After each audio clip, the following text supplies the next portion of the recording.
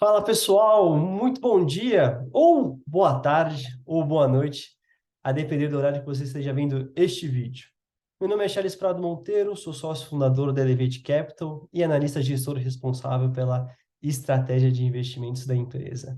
E vamos agora começar a nossa carta mensal do mês de outubro. Mês de outubro esse que foi se não o melhor, mas o segundo melhor mês do ano para nós, tanto para a Elevate como também para todos os nossos clientes. Deixa eu começar aqui a compartilhar a minha tela com vocês da nossa carta, né? Então, como toda nossa carta, como todo nosso vídeo, a gente sempre gosta de começar aqui com a agenda. A gente vai falar um pouco de performance, né? Tanto da carteira de renda fixa como também da carteira de renda variável, como também falar um pouco de cenário macro e cenário micro, né? No cenário micro é algo interessante, né?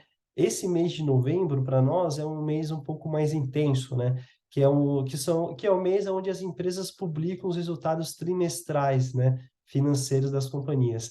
E é justamente neste momento que a gente põe à prova a tese de investimento que a gente vem construindo ao longo do tempo. Então, eu vou dar um exemplo. Poxa, a gente está investindo em Gerdau, porque Gerdau tem um case de exposição à fabricação de aço, tanto para construção como também aços especiais nos Estados Unidos. Tem também uma expectativa de construção civil em mercado local brasileiro e América Latina. E aí a gente vê se as nossas expectativas de fato se condiz com a realidade dos fatos se os números financeiros, o quão saudável estão vindo esses números, né? E normalmente nessa fase da Elevate que a gente tem uma movimentação um pouco mais intensa, né? Seja com tamanho de posições ou até repensar determinadas posições. Faz ou não sentido continuar com essa empresa na carteira? Como também o contrário, a gente tem uma lista de watchlist, né, de empresas que a gente gosta, que a gente acompanha, não está na carteira, mas a gente acompanha como se tivesse, para entender se existe uma oportunidade de mercado de colocar elas na carteira, tá bom? Então, essa carta vai ser uma carta especial, que a gente hoje, a carteira da Elevate já está constando aproximadamente com 12, 13 ações, né? E a gente vai falar de 6, que já foram resultados apresentados ainda esta semana, então acabou de sair do forno. Na próxima carta, para o vídeo não ficar tão longo, a gente fala das outras 6, tá bom? E a gente vai tentar também ser bem assertivo no tempo desse vídeo. Então, a ideia é a gente falar de performance e cenário macro num tempo relativamente curto, né? E aí sim, para aqueles que querem detalhar um pouco mais o micro, entender um pouco mais de tese, olhar os números no detalhes, a gente abre isso para o vídeo. Para aqueles que não quiserem, conseguem de uma forma muito rápida, já está muito atualizado, entendendo o contexto da carteira de investimentos, tá bom? Então, vamos lá, falando de performance de renda fixa, né? No mês de outubro, a carteira ela fechou com 0,7 versus 1% da Selic, tá? Vocês devem ter percebido que essa queda foi decorrente das posições de Cadif, né? Que é aquele título que paga inflação mais juros reais todo mês, livre de IR na carteira.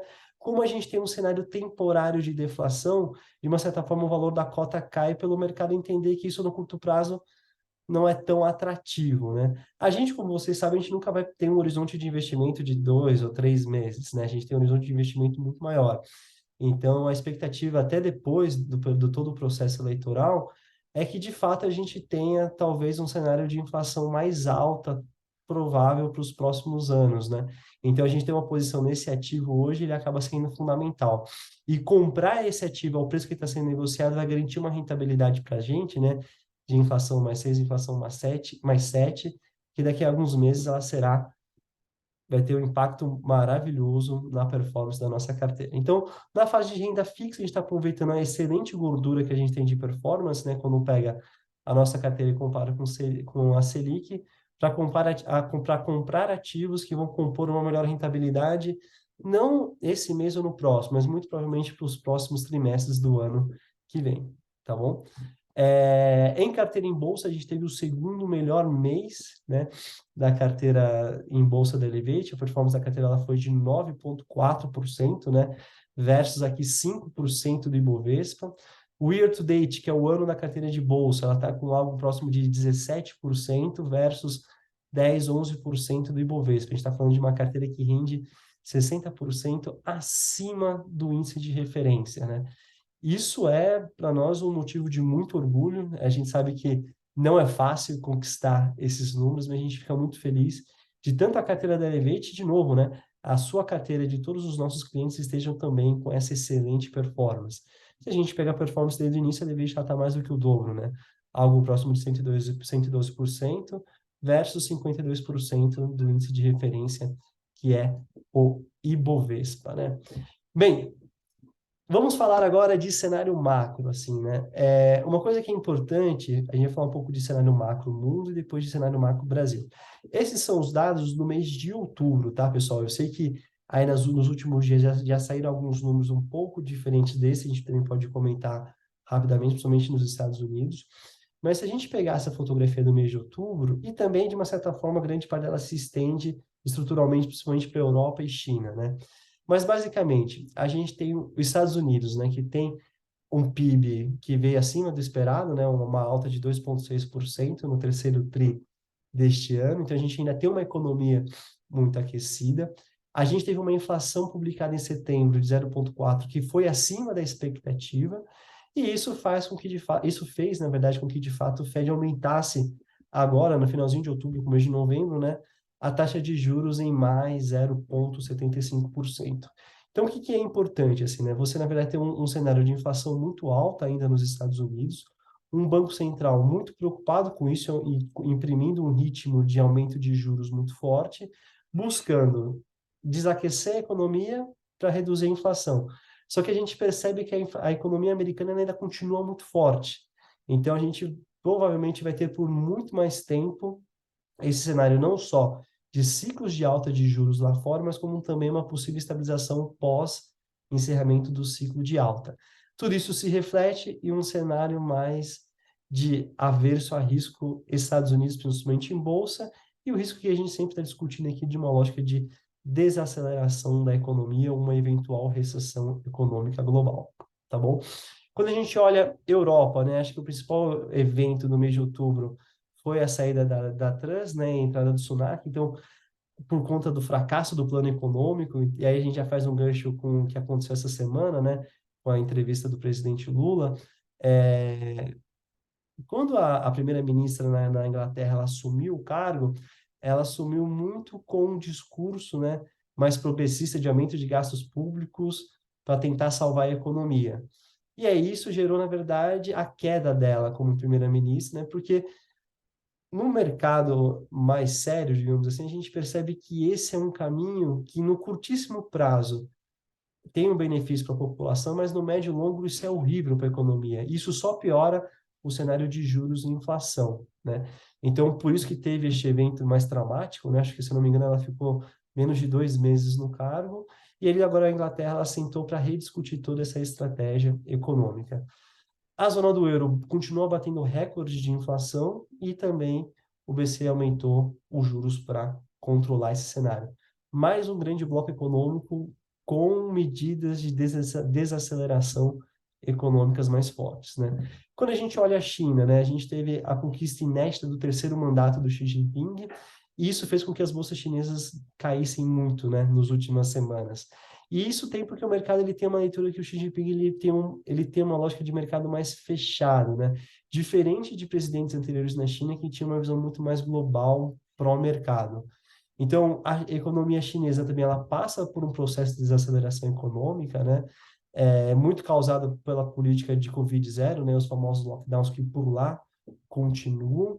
E você, quando pega estruturalmente a economia, você tem problemas de baixa produtividade, você tem um problema de demografia, né? Então, a China, aquela questão da política de um filho único, ele percebeu que isso gera um impacto econômico horrível mais para frente, né? Então, você tem uma população mais velha, poucas pessoas novas trabalhando, você tem um peso por conta da previdência social muito mais forte, e menos pessoas trabalhando, você tem menos força de trabalho e, teoricamente, gera menos riqueza, né?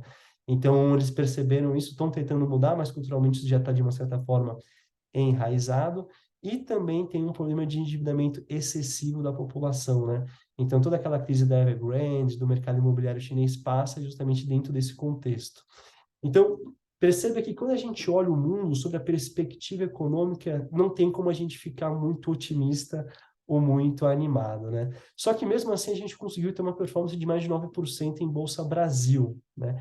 E aí é muito legal a gente fazer um recorte para o cenário Brasil, porque o Brasil ele também vive um momento economicamente bom.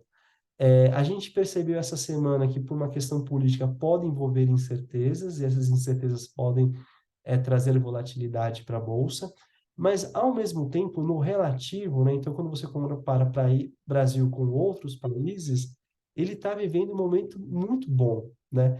Então, a gente teve a oportunidade, né? Na verdade, a gente sempre está conversando com investidores internacionais, e a gente, essa semana, já teve uma nova conversa, né, no começo da semana, e quando você conversa com um investidor global, que na verdade é esse investidor que traz um fluxo financeiro mais forte para a Bolsa Brasileira, né? E aí acaba tendo um impacto muito maior também na nossa estratégia. Como é que ele enxerga o Brasil, né? Então, ele enxerga ativos com múltiplos atrativos. Então, a Bolsa Brasileira é uma bolsa barata. Então, o ruído pós-eleitoral, na verdade, após as eleições, existia muito risco, né? Uma preocupação de como as eleições seriam conduzidas no Brasil, eventuais possibilidades de golpe, a eleição tendo sido feita, né? O vencedor tendo sido já escolhido, e nada muito mais forte surgiu dentro desse contexto, isso teve uma descompressão que fez com que os ativos de bolsa performassem bem aí nas últimas semanas, né? Quando o investidor global ele olha, né, enquanto o mundo está acelerando num ritmo muito forte a alta de juros, o Brasil já fez a lição de casa, né, no ano passado. E a gente já está no cenário que a gente já, a princípio, estabilizou, a gente não vai mais subir juros. Mas a discussão é, se a gente continuar com uma inflação controlada como a gente tem hoje, a gente vai pensar num cenário de redução de juros. Então, isso é um contexto, né, que favorece o desenvolvimento e o crescimento econômico do país. E um ponto muito importante é a lógica de um regime democrático, né? Então, é muito quando a gente fala dessa análise do relativo, né? Quando a gente compara, por exemplo, os BRICS, né? Brasil, Rússia, Índia e China, e África do Sul também, né? A democracia a gente sabe que é algo não tão vívido, digamos assim, né, em países como a China. Nem vou discutir a lógica da Rússia, que ainda, além de não viver num regime democrático, ainda está envolvida num conflito armado com a Ucrânia.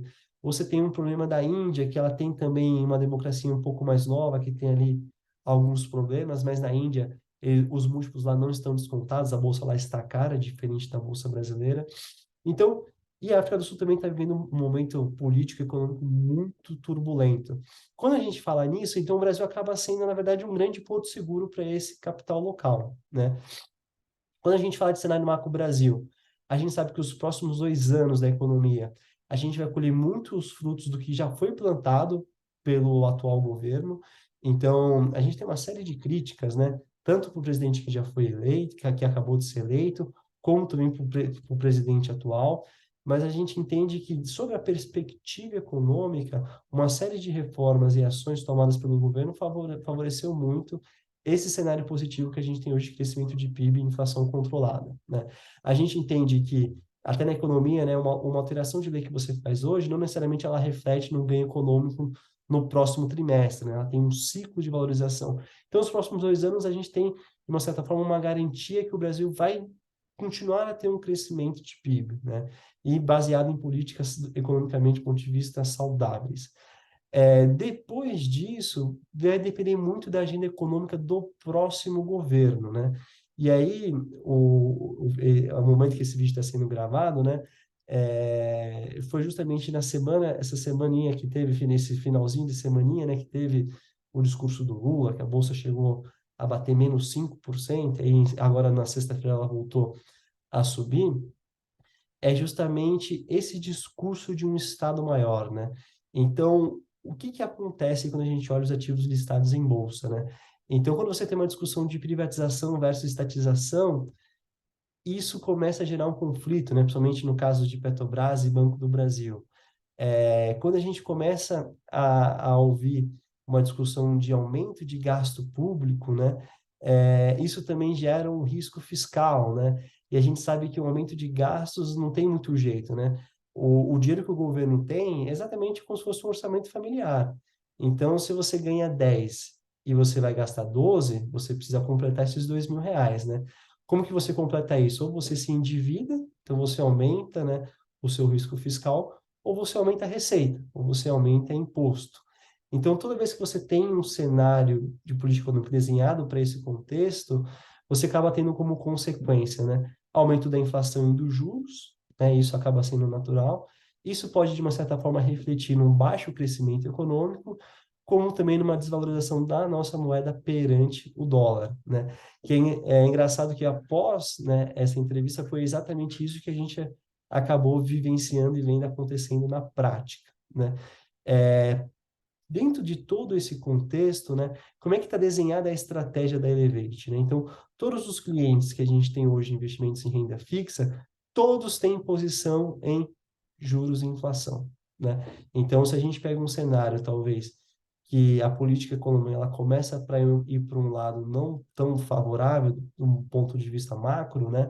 A única certeza que a gente vai ter é que a gente vai viver um país com juros mais altos e inflação mais alta. Então, retornando lá atrás, né? Eu tinha Cadif inflação mais 5. Ao preço de compra de hoje, a gente está comprando inflação mais 7. Se a inflação dispara, a gente começa a ter uma rentabilidade da carteira muito mais forte. Se a inflação dispara, o Banco Central vai aumentar juros. Toda a nossa posição de Tesouro Selic começa a ter uma rentabilidade ainda mais forte, né? Uma coisa também que a gente olha de baixo crescimento econômico, né, e desvalorização da moeda, isso acaba se refletindo muito nas posições que a gente tem em bolsa, né? Então, por que que o Ibovespa sobe 5 e a carteira da Elevate ela sobe 9, né? É justamente porque a gente faz este recorte, né? Então, uma coisa que é muito importante, que a Bolsa Brasileira não necessariamente ela reflete 100% a economia do Brasil, né? Então, as empresas que estão listadas na Bolsa não são todas as empresas que compõem a economia brasileira, é só uma parcela. E dentro dessa parcela, a gente tem a opção de escolher ações que podem sofrer mais ou menos em determinados cenários, né? A carteira da Elevate, a gente vê uma exposição, né, uma preocupação nossa, né? A gente tem muito uma exposição a commodity por conta de todo o contexto global que a gente vive e em empresas que a gente fala dolarizadas, né? Então, a receita da companhia, ela está muito mais atrelada a um contexto global, não ao risco político Brasil, e parte da receita dela é em dólar. Então, em qualquer cenário de estresse local, a gente sabe que o real cai, o dólar sobe, e as empresas que a gente investe acabam se beneficiando dentro deste contexto, tá? Então, acho que é muito legal a gente discutir o macro para entender por que que o Brasil, no relativo, ele está muito bom, né? Entender que ele está bom hoje, mas se algumas coisas começarem a mudarem, qual que seria o cenário pós essa mudança, né, de rumo da política macroeconômica, e por conta disso, quais seriam as consequências e o que a gente está fazendo para tratar isso sobre a perspectiva financeira, tá bom? Uma coisa que é muito importante, que sempre dá para ganhar dinheiro em bolsa, né? Sempre, ou num cenário mais otimista ou pessimista. O que difere isso é quais os ativos ou setores que a gente vai investir e o tamanho dessas posições. Perfeito, gente? Bem, aqui a princípio a gente faz um encerramento inicial do vídeo da nossa carteira, falando de cenário macro, tá? Daqui em diante, a gente vai falar agora um pouco de cenário micro, né? Então, que nem eu comentei para vocês, as empresas que a gente investe, elas começam a publicar os resultados trimestrais referente ao terceiro tri de 2022, e aí é um trabalho que a gente faz na Elevate, na verdade, é compilar essas informações sobre a perspectiva financeira e também sobre a perspectiva de estratégia de negócio. E aí, isso era algo que era só feito interno, alguns clientes começaram a querer entender mais. Eu sei que tem um grupo de pessoas que gostam muito de discutir o micro, então a gente resolveu também apresentar esse tipo de análise, esse tipo de discussão com vocês, tá bom? Então, para quem tem interesse, continua com a gente no vídeo que a gente vai falar agora das empresas investidas.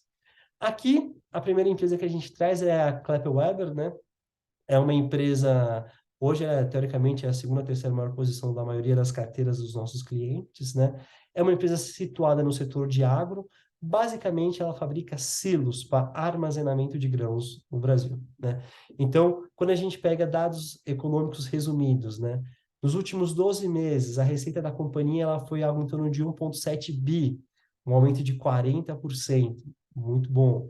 EBITDA, né? Lucro operacional, basicamente, ela teve um lucro nos últimos 12 meses de algo em torno de 530 milhões, mais de 120% de alta, comparado com o ano anterior. E o lucro líquido da companhia também de mais de 129%, chegando à casa dos 350 milhões de reais, né?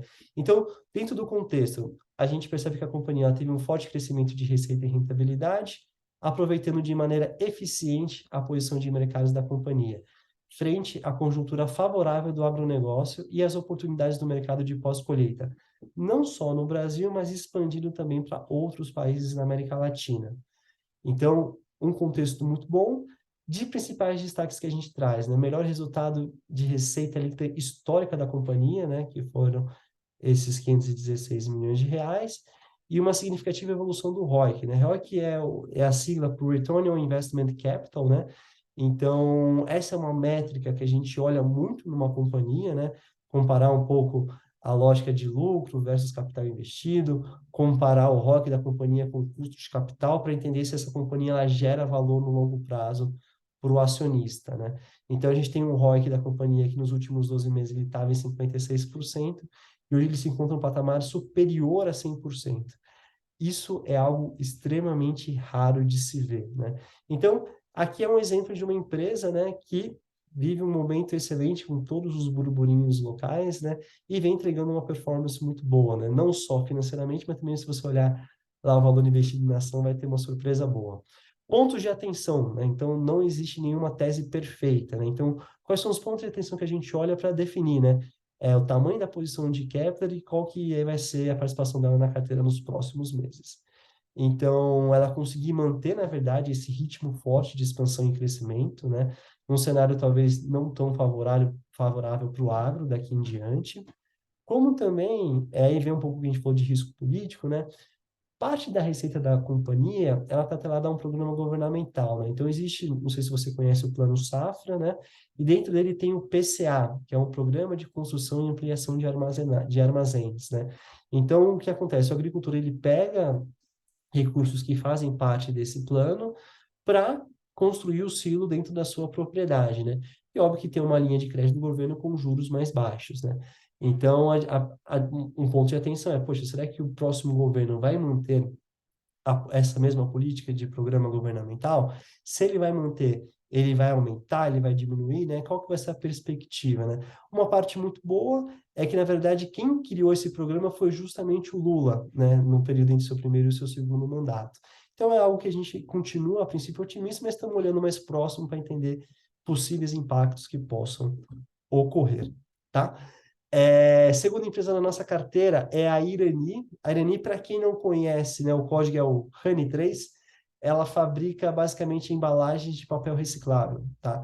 Então, a Irani, a gente tem todo esse... Na Elevate a gente discute muito essa questão do ESG, da sustentabilidade, né? E ela surfa muito essa onda, né? Justamente por esse contexto de trocas, né? De uso de sacolas e embalagens recicláveis de papel em detrimento de produtos plásticos, né?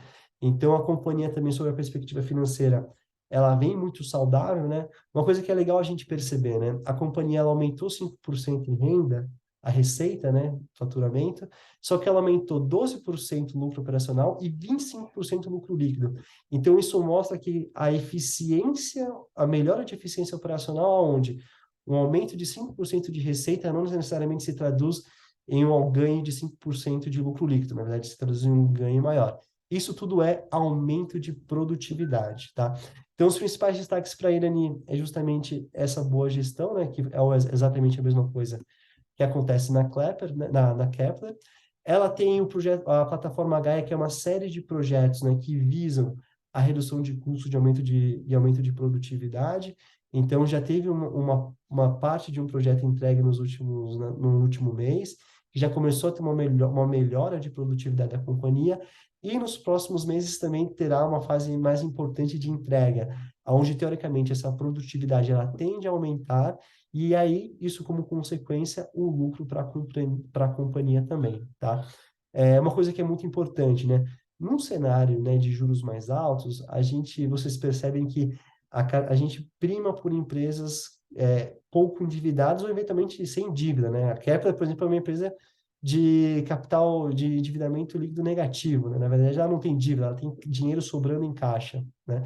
Então, no caso de Irani, é uma empresa que, mesmo num processo forte de investimento, que é a plataforma Gaia, né? Ela está com endividamento controlado, né? De algo em torno de uma vez EBITDA, a sua dívida corresponde a uma vez o seu EBITDA, né? E também ela vem nesse processo do ROIC, melhorando o seu ROIC, né? Esse trimestre fechou em 24,5%, um aumento de 2 pontos percentuais comparado ao terceiro trimestre do ano passado, tá bom? Ponto de atenção da tese de Irani, né? Impacto negativo no preço médio dos produtos vendidos. Então, a gente tem hoje, né, como grandes players nesse mercado, basicamente a Klabin, né, acaba sendo a Klabin. Você tem a Suzano, né, que fabrica o papel, você tem a Klabin, que fabrica o papel e a embalagem, né, e a Irani focada só em embalagens, basicamente. E aí a Klabin, ela, na verdade, ela teve do mesmo jeito que ela também tem projetos de aumento de produção, acabou tendo uma maior oferta de produto. Isso, de uma certa forma, acabou impactando o preço médio dos produtos vendidos pela Irani. Mesmo assim, ela conseguiu entregar uma boa performance financeira, mas é algo que a gente está olhando. Então, a gente quer entender como esses preços vão se comportar em diante, para avaliar se faz sentido ou não a gente revisitar o tamanho dessa posição na carteira, né? E uma outra coisa importante também é acompanhar a estratégia de repasse de custos, né? Então, na verdade, é uma discussão muito forte, né, que a gente está tendo com todas as empresas, né, de aumento de custo de matéria-prima. Então, na verdade, o seu produto fica mais caro para ser produzido, né? E aí você tem que conseguir passar esse aumento de custo no preço do seu produto final para o seu cliente para você não perder margem, né? De novo, a Irani não está passando por esse processo hoje, mas a gente sabe que existe essa pressão e a gente está acompanhando isso para ver se isso se reflete em possíveis alterações financeiras, né, de performance financeira da companhia daqui em diante. Grupo Pão de Açúcar, começamos aqui com os vermelhinhos, né, em EBITDA e lucro líquido. Na verdade, o Grupo Pão de Açúcar a gente já comentou, né, em cartas mensais anteriores. A gente tem muito essa estratégia de value invest, né, elevate, né? Então, investir em boas empresas, empresas baratas e que estejam gerando lucro, né? E aí, mais do que isso, ainda pagar um preço importantíssimo na lógica da empresa estar barata, né? Para que a gente tenha, de fato, uma boa performance no médio e longo prazo. O caso de Grupo Pão de Açúcar, na verdade, é uma tese que a gente detalhou e qualquer coisa, e aí se você tiver alguma dúvida específica, pergunta para a gente que a gente tem um material exclusivo disso, que é a lógica de soma das partes. Na verdade, é até engraçado, né? A ação não se chama Pão de Açúcar, mas se chama Grupo Pão de Açúcar, porque ele tem operações, né? Não só as operações do Pão de Açúcar Brasil, mas também de outros supermercados locais, operações também na Argentina, Colômbia e Uruguai, e a operação na Colômbia é uma operação muito grande, e até uma parte da operação tanto de supermercado, mas também de shopping imobiliário, como também tem quase 40% da operação de uma empresa chamada Cenova, né? Que é o e-commerce do Carrefour francês. Então, existem aqui, quando a gente fala de soma da partes, existe o que a gente chama de ativos escondidos dentro do balanço do Pão de Açúcar, que não necessariamente o mercado está levando em consideração quando define o preço da ação, né? Então, a gente sabe que em algum momento esses ativos podem não ser negociados e vendidos, e isso vai gerar um impacto financeiro muito grande na empresa e, consequentemente, vai refletir na ação, né? Então, esse basicamente é a tese que a gente tem hoje do Grupo Pão de Açúcar, né? E quando a gente olha a performance da empresa no trimestre, o que a gente vem acompanhando, né? Na verdade, o Pão de Açúcar ele acabou colocando um novo CEO no começo deste ano, que vem operacionalmente performando muito bem, né? Até recebeu um recém-convite para participar também do conselho administrativo da companhia, quem sabe que é um conselho mais fechado, né? Que são justamente os franceses, dono do grupo que assinou. Aonde o que ele vem ao longo dos últimos meses conseguindo aumentar o volume de vendas e receita, porém ele não consegue traduzir isso em lucro, né? Tanto em EBITDA como em lucro líquido para o acionista, né? E qual que é o principal calcanhar dele? Inflação, né? Então vocês percebam que o Grupo Pão de Açúcar, ele é a nossa, talvez a única posição de varejo que a gente tem na carteira, porque as empresas de varejo, no modo geral, elas sofrem num contexto de juros altos e inflação alta. Só que a gente só tem Pão de Açúcar não por conta da operação, mas, de novo, por conta dos ativos escondidos e por conta da metodologia de soma das partes, tá? Então, uma coisa interessante aqui para explicar para vocês, né? Quando você tem um cenário de inflação, como que o Pão de Açúcar ele sofre, né? Então, ele sofre tanto com uma lógica de promoções, ele não consegue repassar esse custo para o seu cliente final, porque não adianta nada ele repassar o custo e ter uma loja concorrente, sei lá, na esquina seguinte do Pão de Açúcar que diminuiu a margem para conseguir vender, enfim, um exemplo de um pacote de arroz nesse caso, né?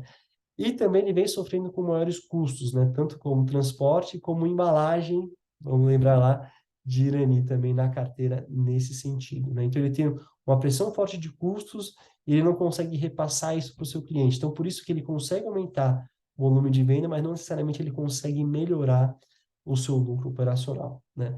Então uma coisa que é um destaque muito importante que a gente falando do ponto de vista, né, de como que a empresa vem sendo tocada a evolução no nível de atendimento, né? Então tem o NPS aí, que é uma métrica muito reconhecida pelo mercado. Só neste ano ele aumentou em mais de 40% o NPS do Pão de Açúcar, né? Então a gente tem que colocar, né?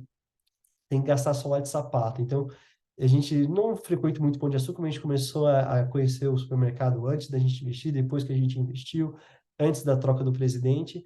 E de fato a gente percebia que as lojas do Pão de Açúcar elas sempre foram uma loja um pouco mais premium aqui, principalmente em São Paulo, mas quando estava dentro do mesmo empresa, né, Pão de Açúcar, Extra e Açaí, a gente viu que de fato teve ali uma perda de qualidade no atendimento nas lojas do Pão de Açúcar. Uma vez que esses ativos saíram, né, tanto o Açaí como o Extra, a gente vê a empresa voltando a montar de fato uma operação mais premium, né? E aí, de uma certa forma, o aumento de NPS reflete de fato a percepção disso por parte dos clientes, né? Uma coisa também que é muito importante dentro da nossa estratégia de soma das partes, né? O avanço do processo do spin-off do Grupo Êxito, né? Então, lembra que eu comentei dos ativos escondidos dentro do balanço do Grupo Pão de Açúcar? Um deles é a operação na Colômbia, que é uma operação que está muito bem sustentada, tanto do ponto de vista financeiro, como também do ponto de vista de lucro operacional e líquido. Então, a ideia da empresa, de fato, é ele tirar essa empresa hoje que não tem nenhum impacto no valor da ação e fazer um processo de emissão de ações aonde quem é acionista do Pão de Açúcar vai receber a participação no Grupo Êxito, né? Então, eles estão no momento agora no quarto tri, que é justamente todo o preparo técnico e jurídico dessa movimentação, né? No começo do ano que vem vai ter um processo de aprovação e muito provavelmente no final do segundo trimestre, né? Ou no final do primeiro semestre do ano que vem, esse processo já vai estar concluído. A gente entende que após a conclusão desse projeto, vai existir um evento de destrave do preço das ações do Pão de Açúcar, tá? Então, isso para nós, na verdade, acaba sendo o que é mais importante para tese, perfeito? Enquanto isso, pontos de atenção, né? A gente já falou um pouco de aumento do impacto da inflação nos custos da companhia, né? E compressão de margem, isso continuar acontecendo nos próximos meses. E também uma lógica de redução de quebra e ajuste logísticos, né? Então, eles perceberam que o nível de atendimento melhorou, mas o que é uma redução de quebra? Putz, eu peguei um produto e armazenei ele de forma errada e tive que jogar esse produto fora. Ou estou vendendo aqui um produto que passou do prazo de validade e perdi a venda desse produto. Então, eles estão olhando isso com muito mais cuidado para reduzir isso, porque ao mesmo tempo que você reduz isso e reduz custos, você melhora a sua margem financeira e o seu lucro líquido para o acionista, tá bom? Então, são pontos de atenção que a gente também está olhando. Enquanto a tese dos eventos da soma da parte não ocorre, a gente acompanha o operacional e qualquer impacto que a gente tem que pode ter mais forte no curto prazo, isso pode determinar uma eventual redução ou posição deste tamanho, tá? Acho que é legal quando a gente fala de pontos de atenção, porque o cliente ele começa a entender um pouco as atualizações mensais. Poxa, mas por que esse mês eu estou reduzindo o pão de açúcar e aumentando o tupi, né? Às vezes não são movimentações muito grandes, mas parece besteira, mas só o fato da gente entender que tem um risco aqui maior crescendo. Em tupi, na verdade, o risco que a gente tinha está diminuindo. A gente fazendo essa alocação de forma antecipada, antes das publicações dos resultados financeiros, isso impacta em performance da carteira dos nossos clientes, tá bom? Então, Tupi, basicamente aqui, faz peça para motor de carro, basicamente não só de carro, mas veículos também, e também para a indústria em geral. Basicamente uma empresa, bem o setor industrial brasileiro, né? Que é engraçado que é um setor que muitas pessoas torcem o nariz para a bolsa, mas os números não deixam mentir, né? Talvez a Tupira esteja vivendo, talvez não, ela está vivendo o seu melhor momento financeiro da história da companhia, né? Então, a gente tem uma empresa aqui que cresceu 36% receita, uma empresa que cresceu quase 40% EBITDA, e uma empresa que cresceu mais de 150% lucro líquido. E é uma coisa interessante, né? Ela teve essa virada de chave, essa performance muito forte, só que ela ainda vive um contexto ruim, né? Então, se a gente investisse só olhando o contexto, né, que é, poxa, a indústria automotiva, você tem falta de semicondutores, você tem problemas de gargalos logísticos e aumento de custo operacional, por que que eu vou investir numa ação como essa, né? Então, depois pega lá no seu home broker quanto que você pagou em Tupi e quanto que ela está valendo hoje na tela, né? Então, acho que isso é muito importante, de novo, né? Análise micro, entender a empresa, o momento, o que que ela faz e como ela se diferencia dos seus concorrentes, né? Então, mesmo com todo esse cenário de adversidade, melhores resultados financeiros e operacional da sua história, né? Uma coisa aqui que é importante também, Tupi é uma empresa que ela vem, na verdade, consolidando o mercado, ela recentemente não, né? Já nos anos anteriores, ela comprou a Texid, que era uma concorrente dela, né? Tanto uma operação aqui no Brasil como uma operação em Portugal, né? E também recentemente anunciou o deal da compra da MWM, né? Que na verdade era um cliente, uma fornecedora que acabou virando agora parte da grande empresa. E a Tupi, ela vem muito com um case interessante, né, justamente atuando nessa lógica de mercado automotivo, na lógica de motores e de indústria em geral, e ela vem conseguindo, com um sucesso operacional e financeiro muito bem, emplacar a sua estratégia e plano de negócio, né? E aí isso acaba se refletindo tanto nos números, como também como consequência no preço da ação, né? Então, é uma empresa que a gente gosta muito, né? Uma empresa aí que tem uma participação também importante na nossa carteira. E aí, a gente coloca aqui como, né, os principais pontos de atenção de Tupi daqui em diante, né? Aumento dos custos operacionais, tanto de matéria-prima como também de frete, né? Então, a gente vem vivendo esse modelo, né, de supply chain disruption. Então, de fato, a gente tem uma quebra, né, na lógica, principalmente de frete nos marítimos e disponibilidade de matéria-prima. Então, isso ainda continua, no menor grau do que continuava no passado. Licença aqui só para beber uma água para melhorar a garganta. Mas continua, então a gente continua mapeando isso também diariamente. E aí também o que que acontece, né? Toda vez que você tem uma integração de uma operação nova dentro da sua operação antiga, isso de uma certa forma, a operação antiga não necessariamente ela está tão boa como a sua, né? Então existe um processo aqui de adaptação aonde pode ter impactos em margens financeiras, mas o que a gente viu de Tupi que esse impacto inicial, né, quando juntou esses negócios foram muito baixos e muito pelo contrário, eles estão identificando diversas oportunidades nesse processo de integração de melhorar a margem, e aí melhorar a margem, na verdade, é melhorar a produtividade e aí você ter o conjunto tanto de desempenho operacional como desempenho financeiro. Então, não à toa que ela consegue aumentar 30% de receita, mas 150% de lucro líquido. Perfeito? Acho que, se eu não me engano, são mais duas ações, né? A penúltima é Gerdau. Gerdau é a nossa maior posição de carteira. É uma empresa aí que no ano tem batido uma performance aí, se eu não me engano, de 20, 30%. Isso ainda se a gente considerar os dividendos pagos, isso sobe ainda mais, né? Com uma bolsa que a gente já viu aí que rende algo próximo de 10. É uma posição que a gente tem desde o início da Elevate, desde 2018, uma empresa que a gente conhece muito, gosta muito e estamos acertando muito bem com elas, né? Então, Gerdau, basicamente, ela tem uma operação, né? Tanto o Brasil como a América do Norte. E aí vem aquela discussão de commodities dolarizadas, fugindo de risco político Brasil. A Gerdau, ela basicamente ela é um case perfeito dentro desse contexto, né? Então, a Gerdau, ela vive uma situação, um contexto também lotado de incertezas, né? Desaceleração econômica, aumento da inflação global, pressão de preço no mercado de energia, principalmente por conta do conflito de Rússia e Ucrânia. Tudo isso são pontos de atenção que impactam o desempenho financeiro da companhia. Mas mesmo assim, ela vem demonstrando uma resiliência muito forte, um resultado financeiro robusto, né? Então, pontos que eu queria destacar aqui com vocês, porque vocês vão já perceberam que ela aumentou a receita, só que ela não teve um repasse tão forte em vista e ela teve, na verdade, uma queda de lucro líquido, tá? Mas aí é engraçado, você fala assim, poxa, ela teve uma queda de lucro e a ação não para de subir desde o começo do mês, né? Porque, na verdade, já era esperada essa quebra de lucro, né? Então, ela veio até abaixo da expectativa de mercado, por isso que a ação ela performa bem. Mas mais tarde a gente entra nesse detalhe. O que eu queria trazer para vocês a gente percebe também um aumento de 5% de receita e 36% de EBITDA nas operações dos Estados Unidos, né? Então, o que a gente vem falando de juros lá nos Estados Unidos, de inflação de uma economia muito forte, então, quando a gente conversa com o Gerdau, a gente percebe que a economia americana, somente no setor de infraestrutura que Gerdau está posicionada, ele ainda continua muito forte, né? E a gente percebe isso, né? Toda vez que você consegue ter um aumento de lucro muito maior do que de receita, é porque você está conseguindo repassar custo de produção que vem subindo e ainda até colocando um prêmio na venda do seu ativo, tá? Então, isso acontece tanto para a parte das operações nos Estados Unidos, como também para a parte de operações de aços especiais, né? Então, ela tem esse braço de aço especial que vem cada vez mais crescendo no balanço da companhia, que é um setor que a gente gosta bastante e, de uma certa forma, ele faz um equilíbrio com o risco de infraestrutura que Gerdau tem hoje, tá?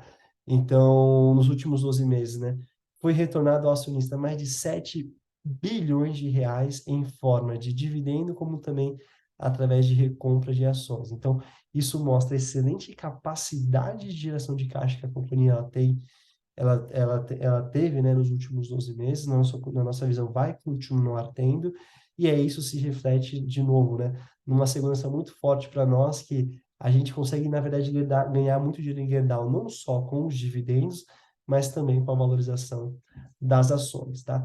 Ponto de atenção que justifica esse menos 11%, né? Queda no volume de vendas, 14%, receita e EBITDA nas operações Brasil, né? Então, se a gente pega hoje, na verdade, o resultado do terceiro TRI de Gerdau, o que puxou para baixo tudo e não fez com que Gerdau tenha um resultado muito mais forte foram as operações de aços infraestrutura Brasil. E, na verdade, não foi assim o mercado interno, mas sim o mercado externo de exportação. Então, eles colocaram isso como um evento sazonal, por quê? Quando você compara o terceiro TRI do 2021, teve uma sazonalidade muito específica de um aumento muito forte de exportação de aço, né? E esse mês, na verdade, só voltou para o status quo normal. Então, como eu tiro uma performance muito boa e coloco essa performance de menos exportação de aço para o mercado do Brasil, isso gera um impacto aqui no lucro líquido, tá bom? E também uma coisa que é importante, de novo, né? Aumento de custos de insumos, principalmente carvão e coque, e energia, né? Então, o conflito entre Rússia e Ucrânia vem aumentando muito o preço não só de barril de petróleo, mas também como de gás natural, e isso acaba sendo um reflexo, né? Um custo importantíssimo para a Gerdau. Então, a gente acaba monitorando muito isso, porque qualquer impacto que a gente perceba muito mais forte no preço de gás natural, no preço de carvão e coque, pode influenciar a nossa posição, o tamanho da nossa posição em Gerdau na carteira, nas atualizações mensais que a gente faz. Perfeito? E vamos falar aqui da nossa última empresa, também uma empresa que a gente tem aqui muito carinho. Outra empresa que está conosco desde 2018, que é a Schulz, né? Na verdade, ela entrou na carteira em 2018, teve uma performance muito boa. Na nossa visão, ficou cara por um período e a gente cancelou esse tamanho, a gente encerrou essa posição e depois retomamos agora nos últimos meses, né? Então, a gente, né, em Schulz, a gente vê, né, a lógica de aumento de receita, de novo, aumento maior de EBITDA e de lucro operacional. Então, a Schulz ela tem duas grandes divisões, né? Então, ela fabrica tanto também peças das divisões automotivas e também compressores, tanto para varejo como também para indústria, né? E aí a gente percebe que a Schulz ela tem um posicionamento dentro das divisões automotivas muito forte em caminhões, mas também na parte de tratores, colhedeiras, máquinas usadas para construção civil, que são máquinas mais pesadas, né? E esse setor no Brasil está vivendo um momento muito forte. E mais de estar vivendo um momento muito forte, existe uma expectativa futura de continuidade de crescimento, principalmente todo o mercado voltado para o agronegócio, tá bom? Então, a gente vê que a empresa ela conseguiu performar muito bem nas duas divisões, tanto automotiva como compressores. Ela consegue performar muito bem tanto no mercado interno como externo. Então, uma curiosidade, né? Acho que é até um orgulho para nós, uma empresa brasileira ali da região sul, de Joinville, ela, na verdade, atende mais de 70 países, né? Tem a John Deere, né? Acho que é não sei se vocês conhecem, uma das principais fabricantes de tratores e maquinárias agrícolas do mundo. Ela ganhou o prêmio como melhor fornecedora global de peças da John Deere, né?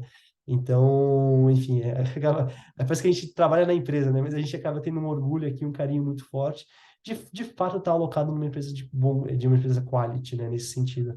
E, de novo, uma empresa boa, que está crescendo e que está gerando retorno para o acionista e está barata na nossa visão também. Não tão barata quanto o Gerdau, por isso que o tamanho da posição de carteira em Gerdau, a princípio, é maior do que o de Schultz, mas Schultz também é uma ação que tem um tamanho relativo na sua carteira, tá? Então, o que que a gente percebe, né? Quando a gente compara TRI com TRI, a gente vê um forte crescimento de EBITDA, de margem, a gente vê ainda um forte aumento de receita e de lucro, e a gente vê, na verdade, a empresa investindo para aumentar a produção de compressores, né? Então, é um negócio muito interessante, né? A gente está vivendo muito a gente está vivendo, de fato, uma lógica de uma crise energética global, né? E aí a Schultz, por atender, na verdade, países tanto na Ásia, China, Europa, Estados Unidos, toda vez que você tem um aumento muito forte no custo de energia, essas empresas acabam buscando opções para reduzir o seu consumo de energia.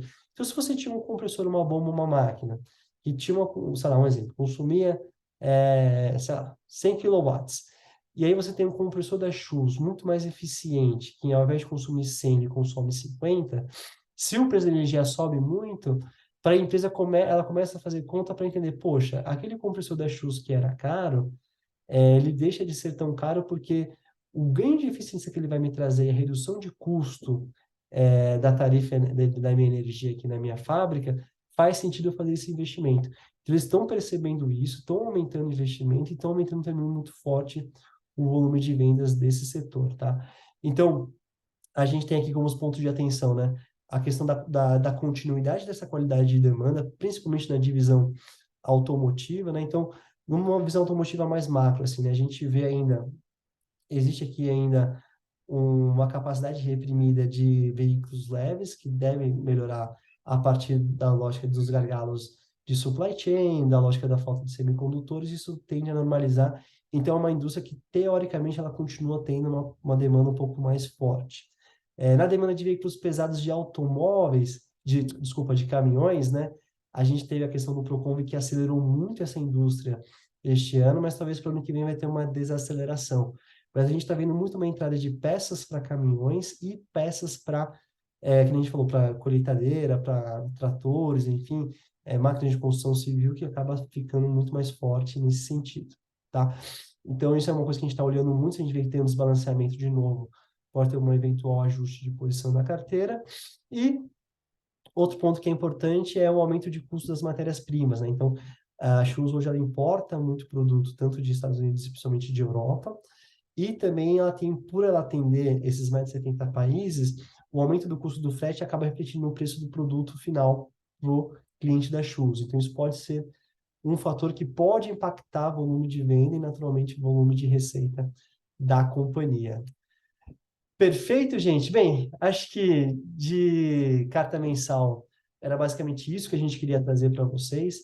Então, de uma forma muito resumida, acho que a gente fica muito feliz de entender que as ações que a gente escolheu, é, acho que passa para quem gosta do cenário micro, né? Entender um pouco a cabeça de como que a gente escolhe uma ação, a análise que a gente faz, né?